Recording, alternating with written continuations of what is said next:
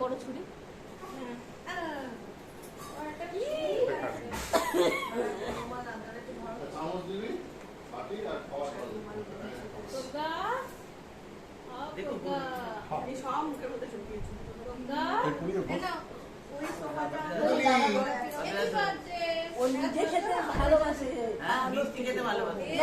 নিজে হাতে খেতে ভালোবাসে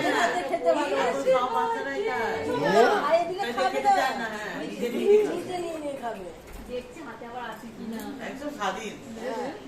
খেতে যায় না